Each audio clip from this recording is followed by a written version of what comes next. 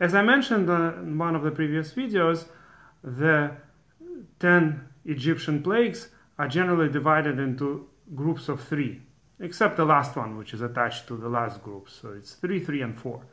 And there is a certain pattern. In particular, the first plague in every group, the Torah says that Moshe should go and meet Pharaoh, Egyptian king, at the water, where the king goes in the morning to the water. So the simple meaning might be that he likes to walk near the water in the mornings, as the kings do.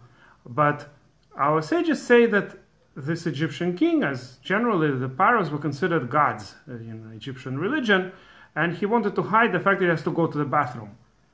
The idea that gods eat was not a problem for the Egyptians. They imagined that gods also have to eat, or want to eat, or whatever, enjoy the food. I don't know if they believe that the gods have to eat, but eating was not considered improper for somebody they would worship, for a deity.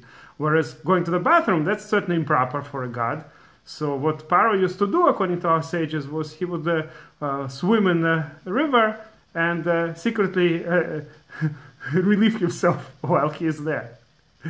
In a way, it's a funny thing. It sounds sort of like humor in the Talmud, in the Midrash, which doesn't mean that it shouldn't be taken seriously. It's certainly very likely that the person who said this Midrash believed that it's factually true, or could be factually true, or it could be that it was a joke. We don't always know. There are not so many jokes in the Talmud, but I once wrote a whole brochure in Russian, though. I don't think I ever did this in English, where I collected various sayings in the Talmud, which in my opinion are parts of, at least partially, are meant to be humorous stories, but we don't always know what was a joke, what wasn't.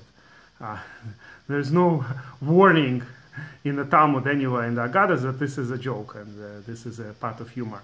Whatever the case may be, I found an interesting idea that I wanted to share with you. That, of course, there was already for a while a very controversial topic, so-called Torah codes. By the way, the original person who discovered this, Rabbi Hametzar Wiessmandel, it was really, his full name would be Rabbi MICHOELDOV. He added the name Chaim after he survived after World War II. So he was MICHOELDOV, and later he became Chaim MICHOELDOV. So this great rabbi who survived the Holocaust and did probably more than anybody else for saving our people, which is a story in its own, he also discovered this idea that equidistant skips of letters in the Torah text may have some kind of hidden meaning. Now, he didn't have, of course, the computers or any of the mathematical tools. He was quite good at math, by the way, for a rabbi, especially a rabbi with his education, which was purely yeshiva type of education, but he was quite knowledgeable in sciences more than most rabbis are, and he was a very talented man.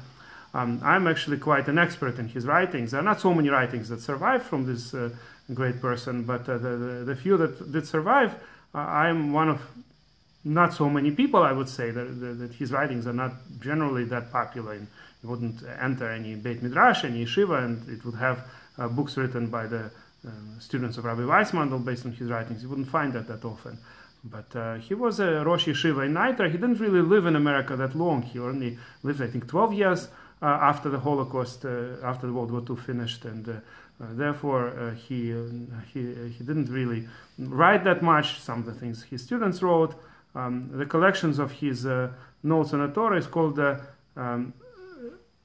Torah Hamed, Chaim MICHOELDOV, right? The first letters of his full name, Hamed, the Torah of something that's really Hamed is something beautiful, something fantastic, wonderful. Daniel, I think, is called a person that is beloved, I guess maybe would be the good translation, Hamed. So this Torah of Hamed is collection of various teachings of Rabbi Wiessmandel, including the so-called Torah codes, but like I said, he never called it Torah codes.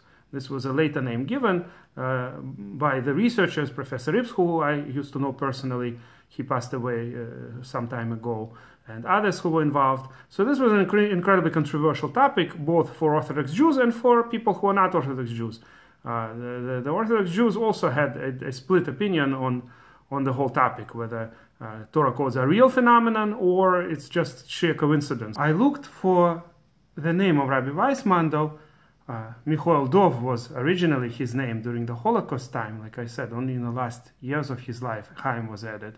So I looked for where in the Torah is the equidistant skip, the smallest equidistant skip of MICHOELDOV, versus the book that he actually wrote himself, as opposed to Torah Hametzar, which was written by the students. The only book that he actually wrote himself was Hametzar. It's a book about the Holocaust. We say this verse during the recitation of Hallel. It's in 118th Psalm. Min Hametzar karati, from the straits I called upon Hashem. So this is the expression Rabeinu Wiessmandel used for his main book, Min Hametzar. So I looked for the equidistant skips of Min Hametzar and MICHOELDOV, and they turned out to be pretty close, with quite significant statistically close by. But what's even more interesting, that these equidistant skips ended up exactly in our parsha, where Moshe is constantly coming to Pharaoh, to the king of Egypt, asking for him to release the Jewish people.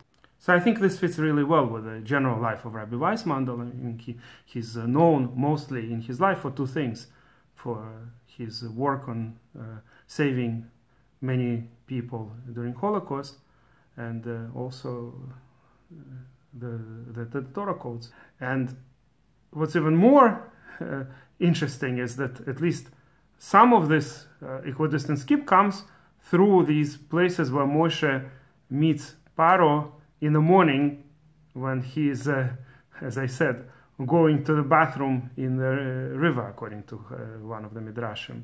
So I was thinking that Rabbi Wiessmandel at some point told one of the people in his group, so-called architect, that whenever he meets the Nazi, they were trying to get the Nazis to accept a bribe and spare the deportations of the Jewish people.